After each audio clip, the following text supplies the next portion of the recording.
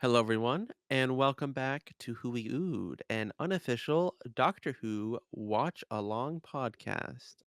I'm here today with my co-host Cam. How you doing today, Cam? I think we mentioned this quite a bit. We are both fans of the drink Spindrift. We are not sponsored by Not Spindrift. yet. If Spindrift is listening, please reach out. We would love to be sponsored by you. But I'm drinking right now a Spindrift Grape Aid. Interesting. Pretty good. I think that they're pretty good drinks. Very grapey. That's the best way I can describe it. I could have guessed. I'm not a big grape guy, but I like their they have like a strawberry lemonade that's pretty good. It is good. Raspberry lime is my go-to though. Mm. That's like pretty much perfect. 10 out of 10. I do like that the lemonades don't have like a shitload of sugar in it. Like it's great. I think 0 sugar, 0 added sugar. You know what I mean? That like when you're drinking lemonade, any other lemonade, it's like just it's sugar in a can. Yeah. So it's nice to be able to get that lemonade flavor, but with none of that sugar taste. Like, lemonade should have sugar, but most of the lemonades that are, like, real, not like Minute I hate that stuff. They put too much sugar in, and I have to, like, water it down.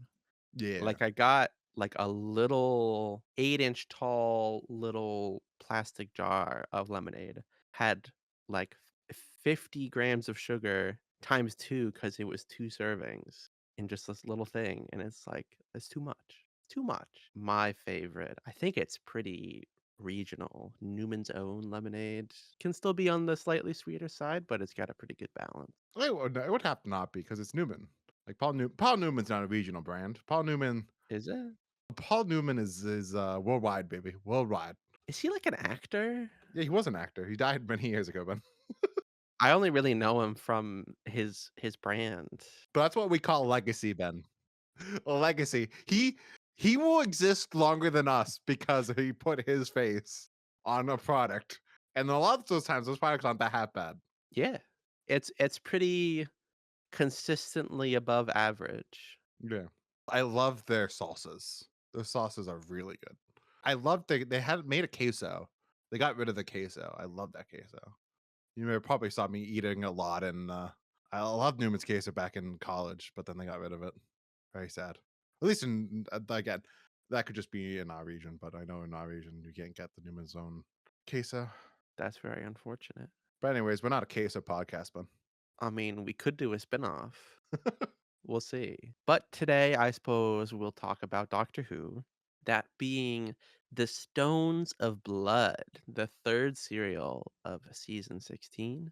Ben, let's just take a pause here real quick. We, ladies and gentlemen, we're recording this in advance. We're recording this just right on if you're American, we're recording this on Memorial Day. So this is just 2 days after Wish World came out. I'm just curious, Ben, did you get spoiled at all about what's happening in Doctor Who at the moment? Little bit spoiler warning. Well, by this point, like it's already like I mean, I saw Susan's back. yeah. I don't know to what effect. That's basically it. I don't know what's going on in the wider plot. I'll just say this, Ben. They teased a big guy coming back, someone that you're familiar with. A big guy? I'm just scared. I'm scared. I don't want them to bring them back, Ben. I don't want them to get Suteked. Who could they be bringing back? Don't tell me because I don't want No, to know, but I'm trying to think. Ben. It's only like one of two people. Is it the monk? Honestly, that would be kind of cool. Is it the policeman from An Unearthly Child? Is he back after 60 years? He's kind of in the 50th anniversary special. Like, there's a nod to it in the 50th anniversary special. I'll say In that. what Day of the Doctors? Yeah, it's a little He nod to it. also there's a big Finnish short trip about him, I believe. That's awesome. I never knew that. That's so cool. Yeah, it's a Paul Spragg memorial short trip. Ah, The last day of oh, the one work. with Jamie and Pat. Is that one? Yeah. But ladies and gentlemen, listeners, you are listening to us in a post-reality war world, and it could be rough. So I'm sorry if you guys listening to this that have already seen it. It's gonna be crazy, and I'm gonna try not to get myself spoiled. I am gonna get spoiled. Oh yeah, I knew it, like especially Susan was a one where At some point in the next, like, 5 years. I was like, all right, Susan's definitely gonna get spoiled from him just because you're just gonna go on Twitter and you're just gonna see it or on Well, YouTube. yeah, freaking, Josh Snares did a video of, like, "No spoilers, my hope for Susan's return." Yeah. Like, no, that is a spoiler, though, but, yeah, I mean, I'm excited. Such a what feels like such an important character to the Doctor. To have her be barely ever mentioned seems silly. Yep, and it also seems silly just to bring her back in a little like glimpse, but we'll see. We'll see next episode if they'll solve that. But like not to get too much into it, but just imagine all these years, Ben, and the only thing we got so far was just Susan just being like, grandfather. It's just like in a flash. It's like imagine that's all we get from Susan. Imagine how disappointing that would be. Is that all we get in that episode? That's all we got. That's all we have so far is just the doctor, just Susan being like, "Grandfather, save me, find me." So she'll be in this next episode, next Saturday That's if maybe this is going to be a setup for future stuff that we don't know is ever going to for happen. season 3. We'll see.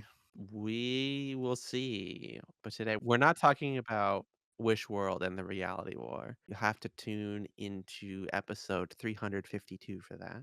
Today we are talking about The Stones of Blood, the third serial of season 16, originally broadcast from October 28th to November 18th, 1978 on BBC One. I like how you're going to say that for all of them until we get to until we get to Torchwood where you're like BBC 3 and Mhm. then 2 and then 1. What's Sarah Jane Adventures? Is that CBBC, so children yeah, BBC. Sabibis? CBBS? CBs I think is like they also call it. But yeah, this was written by someone new, I believe, David Fisher. Yes, and he's gonna be involved heavily for the next couple of seasons. He did this episode. He's gonna go do the next one, Androids of Terror. Then next season he does. He's like the first writer on the City of Death. He does the Creature from the Pit, and he also does Leisure Hive. I see. And this was directed by Daryl Blake. This is his only story. Produced, of course, by Grim Williams. This is basically the halfway point for him. So, Cam, what did you think of The Stones of Blood? You said this is one that you would watch before, correct? See, I had a library near me. It wasn't near me. It was a little bit farther away, right? So I didn't go there regularly, but I went there in particular because they had the Key to Time box set. So I think I took out majority of these stories from the Key to Time box set, at least that they had, right? This is the one I remember most fondly and most vividly that I remember watching the entirety of it. Hmm. Because again, like you're a kid, you take out 2 to 3 stories. It's not like I'm gonna watch all 2 or 3 of them in that week or 2 span of a library rental, you know? Especially if like the first pot doesn't really interest me that much, which I think that's what happened with Pirate Planet. I think I watched 1 or 2 pots and was like, I'm good with this. I remember this one I vividly watching it and I remember enjoying it and watching all of it. Um, I forgot about the science fiction stuff for the second half of it, so maybe I didn't watch Hmm. all of it. But I remember enjoying it, and I do still enjoy it. I think that it's not the best episode of Doctor Who, but it's an enjoyable episode of Doctor Who. That's just kind of just as a Doctor Who fan that you're just gonna watch it and just enjoy watching it. I think in particular Tom is really good this episode. Tom gives a great performance where I think the past couple episodes I haven't been wowed by Tom's Doctor. This one I was really wowed by him and be like, oh no, there's a reason why he is the goat. And also, shout out, I thought this was a great use of K9. I love K9 this episode. Right? There's a couple of great funny bits with K9. But what did you think of it, Ben? Oh yeah, it I thought was quite good. Even I really enjoyed it.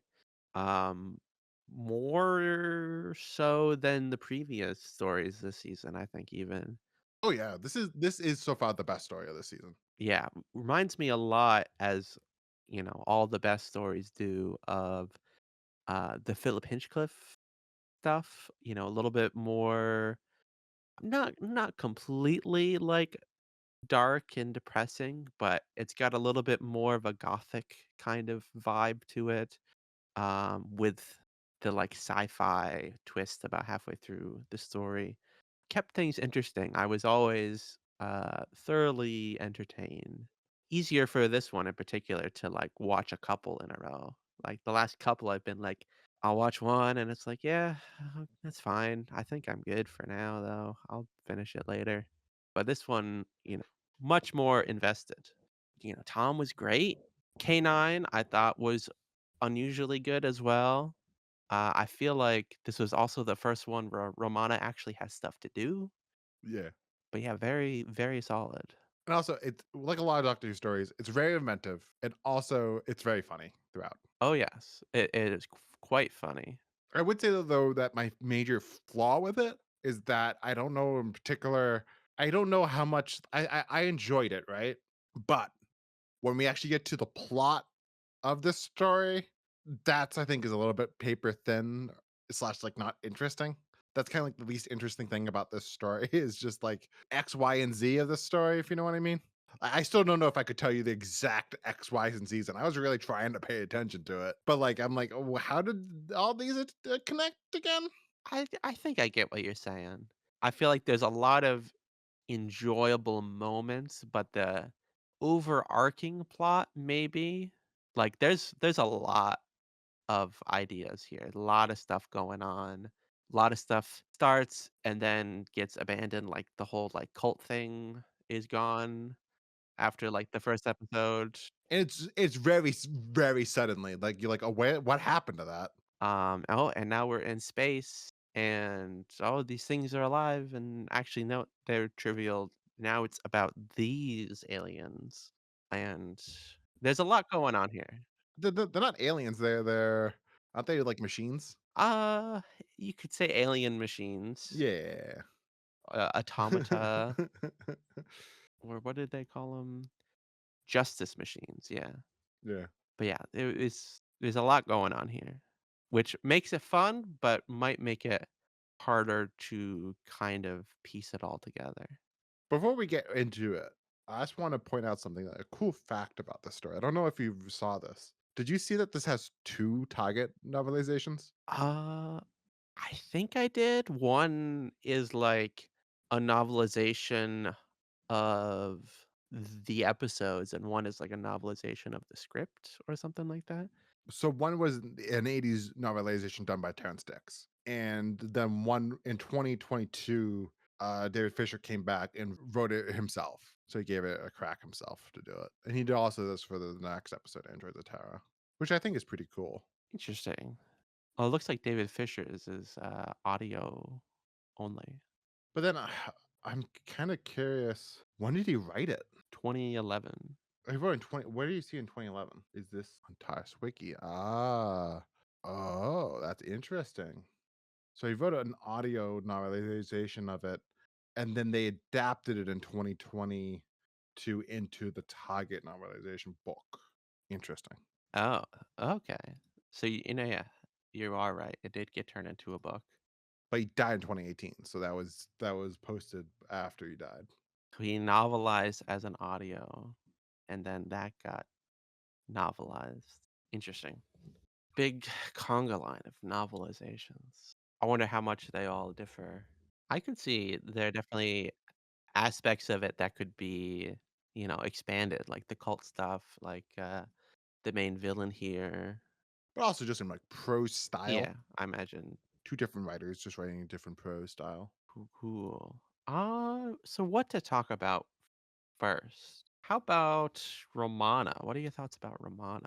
Like you said, she was good this episode. Not as much as the damsel in distress this episode, even though she had Eh, moments. still a little bit of damsel in distress, but also there are many times where she has stuff to do.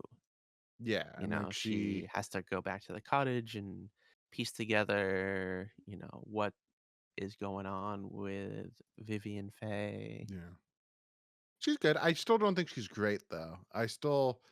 There's something off about Romana one that I think it's hard to pinpoint if it's Mary Tam's performance or if it is the character. that I think it's probably a little bit of both. That like I don't think Mary Tam gives a performance that's really like charismatic, just because that's the way she's playing Romano one, you know. Yeah. So I haven't really fell in love with Romano one. Yeah, she has her moments, but overall, it's hard for her to stand out, I feel. Yeah, And it also sucks that we're halfway through her run and we're still like she hasn't had like a breakout story. it's like I would have wanted a little bit more than from another Time Lord companion, you know, like someone that was a little bit more like because yeah, she plays it like oh yeah, I'm smart, as just as smart as the Doctor, but like I don't know. I feel like that could have been a more interesting dynamic there than what we got with Romano one. Yeah, mostly what that boils down to is she'll say, "Let's do this." And she goes does that, and the doctor says, "Romana, do that thing you were gonna do because I said so, and I'm the doctor." I also just don't think that they have the greatest chemistry in the world together. Their chemistry is not as strong as Liz or Louise Jameson. Yeah. Like they just don't have that chemistry like them. And of course, Lila has that chemistry with them just because they married. I mean, only a couple years. The chemistry wasn't that great. Well, it could have been a great couple of years, man. It was a strong couple of years. Any love with Tom is going to be a strong love, Ben. Yeah. No, you haven't seen. We'll get into it when we get into their era. They did a commercial together, as the Doctor and Romana, and it's so obvious that they are in like love with each other. And like, this is not an ad for this computer. This is like we're seeing into a private moment there. Really? Yeah, I'm looking forward to Romana too. Still, I wonder how much of this stuff carries forward into her next incarnation. So, I'm investing myself. I don't dislike her, but they're not giving me a lot to work with. But I think this is one of her better stories so far, where she has stuff to do other than, I mean, she is captured, but it's not the whole. And she does fall off a cliff almost. She does fall off a cliff and have to be pulled up. But yeah, she was good. And the other companion, K9, of course, you know, mostly like always, he's fine, but I think it had especially several moments that I thought were pretty funny. Just starting off with just the doctor mentions tennis and Romana's like, "What's tennis?" And then K9 gives her the definitions of tennis. And then she's like, "All right, never mind, forget about that." And then he deletes it from his memory bank. You're like, "All right, this is gonna be a good one." And there's like another great home moment where the doctor needs to find Romana, and he's like, "Use your bloodhound instincts to find her." It's like Yeah. very funny stuff You've with always K9 and the wanted to be doctor. a bloodhound. And he Yeah. says, "Negative, master." And he's, "Well, just go with it." And, like, there's another great moment that I thought was funny where, the doctor's like, I don't really get like, why am I having a blank? Who's the old woman's name? I'm terrible with names. Professor Rumford. But she's asking the doctor about hyperspace, and he's like, "I don't really understand hyperspace." And then K9's in the back going, "I do." And he's like, "Shut up, K9." He even has kind of like a heroic moment in the serial where he jumps in and fights off the ogre to the point where he is almost killed. Yeah. Which, would it be surprised you as a kid, that was one of the most memorable moments of this story. That stayed with me, man. Really. A lot of emotional trauma. The visual image of that stayed with me, not the science fiction stuff at the later hand, but we'll get to that. Yeah. I mean, it's a robot. It's kind of a little gruesome. He's like opened up and he's like pulling out wires and stuff. Like that's his dog. He's dying. But yeah, Kanan was good. Best episode of K9 so far. We will see if this is topped. Hopefully, there's many more to come. It feels like K9's been here like forever. But what has it been like 6 stories, 5 stories? And he's barely in them. Like, He's always just being a third wheel. and I still think that you can tell every moment Tom Baker dates this thing. When he brings down when he has a moment in the script that like he bickers at K9, he really you feel that emotion of him being like, "Shut up, K9." He gets into it, yeah. And of course, to round off the trio, the doctor. Any favorite doctor moments? Well, it's just throughout the whole story. He's very funny and very like charismatic, and it's just this is one of those stories that just reminds you of why Tom Baker he's the definitive article. He is just the doctor. Yeah. He's doing it in his sleep, Ben, and it's just like, wow. When you are not tired or slash don't want you are acting like you don't want to be there, you really can be one of the greatest doctors. Yeah. Just putting all of Tom Baker into his performance. Because like you mentioned, you texted me the other day, of just like, you know what, I'm kind of done with the Tom Baker as a doctor. I would have liked to have because we kind of at that point that it's like, okay, another doctor would be done at this point. Yeah, this is we're halfway through season 5 of 7. Like, John, Pertwee would be wrapping up at this point, and that was, some would say too long already. Yeah. And to know there's a whole other 2.5 seasons of him, it's like, surely at this point, mostly the best is behind us, and I'm ready for I get it. I feel like I could pick up another random Tom Baker story and it'd be good, but, I get it. I'm ready for something a little different. But did you not love Tom Baker this episode though? Oh, no, he was great, better than he was Pirate Planet has some great moments, but kinda the overall wasn't quite as good, I wanna I would say. just say overall, the past 2 episodes this season, he just and then especially the last 2 episodes, the previous season, he just wasn't fully in it. Yeah, This episode, he felt like he cared about this story more than the others. yeah. Giving it his all, and still kinda want something new and fresh and exciting, but Tom Baker is still a joy. And we got 2.5 more seasons. 7 seasons is so much. Thankfully, it's 20 something and not 40 something. Well, I think any actor would be like, "I'm done with this. Peace out, everyone." Yeah. I mean, I suppose that's why Hartnell and Troughton only lasted 3 years apiece, Yeah. 'cause it's you know, basically all year long. But yeah, maybe, when, we're deep into Peter Davison, I'll be like, "I miss Tom. I want Tom back." But I'll be able to go more into the Big Finish stuff, so that'll be cool. Yeah, the only problem is that, like, his Big Finish is not really, I would say, the most loved Big Finish. Because, like, I think I described this to you before. It's just like Big Finish is at its best when they're doing a character that's like kind of flawed in the show, and then, like they fix it in a way, or they have a gap to work with, so then they can like really flesh out that gap. When you have something like Tom that's already great on TV, it's harder for them to do an audio play of that. Yeah, I've been listening to a lot of, First Doctor stories, Companion Chronicles and Early Adventures, and a lot of those were companions I didn't really love, and now I'm growing to like them a lot more. Like Steven, I really enjoy now, because they go into different aspects of his characters that they never even they mentioned offhandedly once and then never brought up again for the next year. I know there's that one with Sarah Kingdom that everyone loves. Oh yeah, the Home Truths trilogy is really really good. I just finished listening to it's like a 2-disc story, The Anachronauts with her and Steven. That's really good.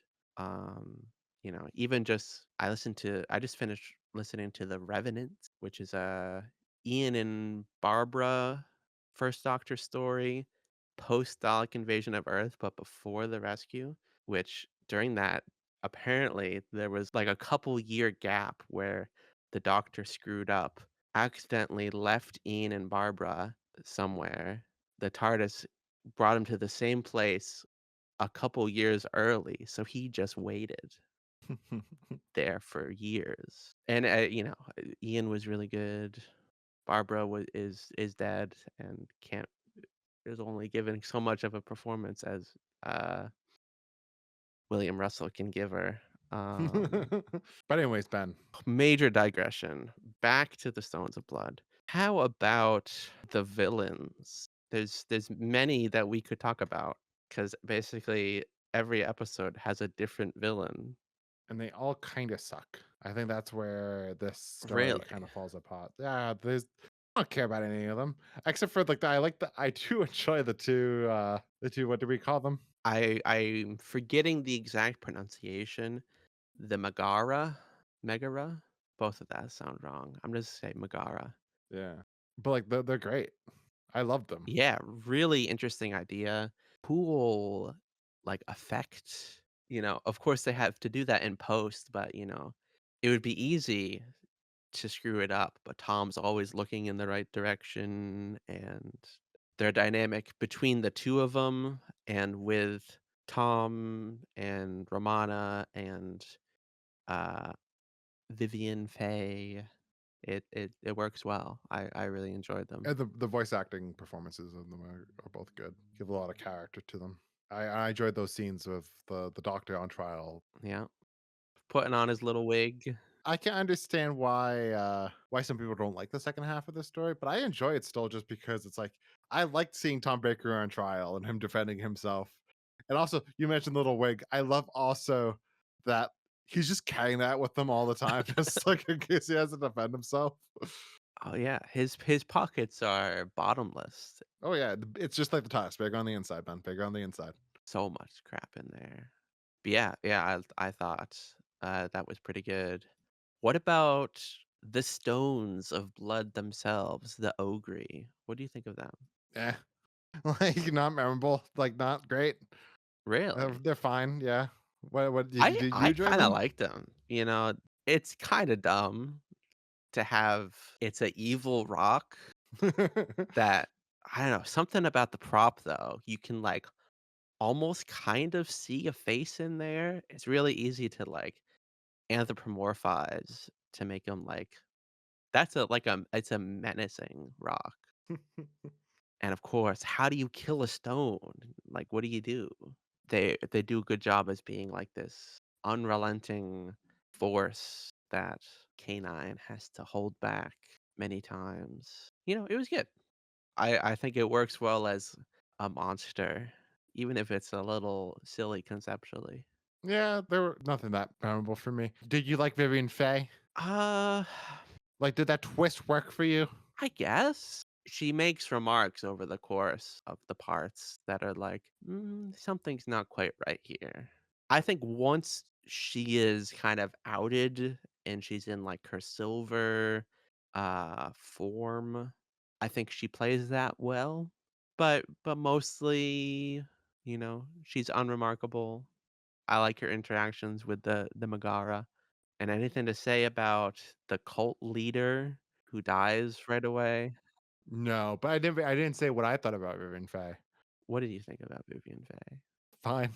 Like it's just not great. There's not a lot there for me to like latch on to. It's kind of the problem with this story is just like I like there's just so much things to going on and only so much time that's like they really can't expand her as a villain and a character. Should this have been a six-parter? But see that was gonna be a question I was gonna ask you is that would this story be worse or better as a six-potter? Because like the way you would do it as a six-potter, keep the same structure. So it's like the first half is three pots and the second half is three pots. And then you really flesh out both more pots more. I think it could work. It depends on what you fill that extra time with. That like there Mm, are six-parters where they add filler to make it a six-parter, mm. but if it is like fully fleshed out to the same degree, I think it could make a lot of these characters more interesting. Like you really expand more on the cult stuff, and then you really expand more on like the doctor on trial stuff, and Yeah. really make that more grand and big. Like have more people there, and like have it be like like like there's a judge that he has to impress, and it's like something like that. That like Yeah, it's a pretty small cast here, just like a couple people. What did you think of Professor Rumford? oh my god, she was great this episode. She was. Tom, for some reason, has a really strong dynamic with this old woman. Like it honestly, again, just like how we said about I think it was D9. We were like have or D4 or something like that. For robots that were like have this be a companion. Professor Rumford as a companion would have been awesome. We kind of get that with Maggie I forget her name, the last name, but the Sixth Doctor companion for Big Finish. Maggie Smith, I think is the actress's name. Oh shit. Evelyn Smythe is their name. How did I Mhm. fuck that one up? But we kind of get there with Evelyn Smythe. I'm very excited. I think you're gonna love Evelyn. When we get to Sixth Doctor Big Finish stuff, which we're gonna have to cover when we get to Sixth Doctor, do one or two of his stories. I'm thinking we're gonna do Marian Conspiracy and we're gonna do Jubilee. But she's great because she's like an old professor. She's an old woman that's like a history professor. So then the doctor takes her out and like tells her that basically everything that she's doing is worthless. Interesting. Because he doesn't need to care about history. He's living it. Mhm. But anyways, I was just saying that like that dynamic is great with because it's an older woman with the doctor, and you kind of get hit that here with Professor Rumford that like that dynamic just kind of works. Yeah, I totally agree, There's a good chunk of the story there. Romana is off, lost or captured, and it's just, him and Runford, and they have a great dynamic. I think she is a joy to watch, similar kind of, character as to, like, do you remember Amelia Ducat from Seeds of Doom? Yeah, I thought we was thinking the Where same it's thing. like, an older woman who kinda gets caught up in all the excitement and the adventure, and she's like, "Let's do this, let's go." Uh, and yeah, I was gonna say the same thing, like, honestly, take her along for the ride. She would love it. It would be a blast. Again, look forward to Evelyn. I think you're gonna like Evelyn. I will. But yeah, she was great. Anything else character-wise or I guess plot-wise to talk about before we get to, like, special effects and stuff? But see, again, that's where I have the strongest issue with this story. It's just like plot wise, I don't know what else to say. Really, there's nothing really that really grabbed me in terms of the plot. The what grabbed me was much more the things that were in from scene to scene, the funny jokes, the character moments, Mhm. Tom's performance, but like nothing really grabbed me about the story of how they got it from A to Z. Yeah. Did anything stand out to you? Not a whole lot, I guess, yeah. I like the ogre as this unrelenting force, like, oh, you see him through the windows, bashing down the door. But yeah, the overall plot was special effects. What was the best, would you say? Like you said, I think that The Megara? the Megara that special effect is good. Mhm. I also thought like the hyperspace, like outside the ship, that kind of looked cool. That did look cool. Worse? It's not a special effect, but, like, I just hate when a spaceship is just that pure white. Yeah, the set was a little uninspired. It's just like I just hate that every single time like, the production designers of Doctor Who never in Class of Doctor Who never, like, care to, like, be imaginative with the sets. They just go like, "It's a spaceship, so it's gotta be like Star Trek. It's white walls." Mhm. It's just like, I wish there was something a little bit more creative there. I also thought, I think they're charming. Ogre maybe could be the worst. I don't know. But that's what you kind of expect, though. Yeah. And there's a charm to the ogre in this episode, There the is, effect of there it. is. So, to elevate this story to the next level, you can make it a six-parter, expand on things. Also think maybe, there's a lot of different things going on. Maybe dialing in on just a few of those. Like, if you get rid of the cult stuff, that could kinda streamline things. Just have, like, the stones and then the spaceship or something. Yeah, no, that's how you would make it a strong four-parter. But then I don't know how strong those first two parts would be without the cult. You would need something else there. Use the ogre and something else. But anyways, Ben, it's time for cliffhangers. Give us that cliffhangers, Ben. Alrighty. First one, Romana is pushed off a cliff by something or someone unseen. Don't you hate it when that happens? Hate it.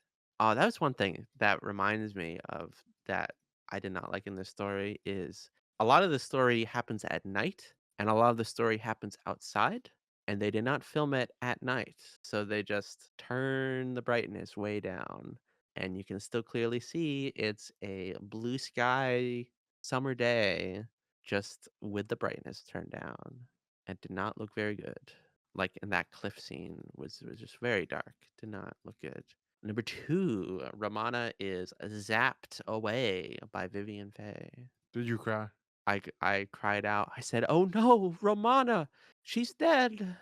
And Number 3, Dr. Romana try to leave the ship, but they can't. And Vivian says, "You're trapped in hyperspace forever." Which do you think is the best here? None of them are the great. Maybe Ramona at the cliff? I, toss up, I think, between 1 and 2. Yeah. I think Romana being just gone. Where did she go? Is she dead? Is she fine? I don't know. Versus just, she fell. Slightly more interesting, but either way, I don't think any of these are gonna go on our top 25 cliffhangers list. So Cam, it's time. How would you rate this story? All right, looking at my list. Is this better than Android Invasion? I would agree. It is better than Android Invasion. Is this as good as Terror of the Zygons? It is not as good as Terror of the Zygons. So I'm gonna go 7.9. Actually, 7.8. It's good. Not quite as good as Horror Fang Rock. Is Terror of the Zygons? Perhaps. Perhaps. I'm gonna give it a 7.9 for an average rating of 7.85. And as I'm sure you are aware, dear listener, Doctor Who Magazine does a poll every now and then ranking all the episodes for each Doctor. In 2023, The Stones of Blood was rated number 13 of 41, also 13 in 2014, also 13 in 2009, and in 1998, it was ranked 17th. So somewhere in between 98 and '09, it jumped up to 13 and it stayed there. Which I wonder if I look at the DVD. Yep, that was released in 2002 in the Key to Time box set. So that makes sense. In 2014 is the last time we got the last poll, and that ranked number 74, in between the Mind Robber and Enlightenment. Below Mind Robber? Yeah, no, Mind Robber is above it. This story is below Mind Robber. Yeah, directly below it. Yeah, I get it. I think Mind Robber, that first part is that's like a 10 out of 10 first part. Oh yeah, And then the other 3 are like 8. Still very good, but that first part really elevates the story a lot. And there's nothing as good here as the first part of Mind Robber. no. And what was right below it? Enlightenment, which we haven't watched, and then below that is Mind of Evil. Gotcha. This is better than Mind of Evil. Perhaps. What did I really rated Mind of Evil high. You did. I I rated it fairly. You really like Mind of Evil that day. You must have been in the mood for that story. I guess. I think I was loving the master because he's very good. I miss Delgado every day. We're gonna Anthony Ainley soon, though. He's a coming, Ben. He's a coming. I know. I have a feeling he's not going to be as good as Delgado though. No, no, but no one else is. But no one else is. Well, I guess that'll do it for today's episode. Thank you all so much for tuning in. Please be sure to like, comment, and subscribe. Follow us everywhere. Check out our short. Or else. Wow, I mean, we don't need to threaten these guys. There's enough going on right now. Yeah, check out our shorts, our TikTok, if we post any, and have a wonderful rest of your day. Peace out, everyone.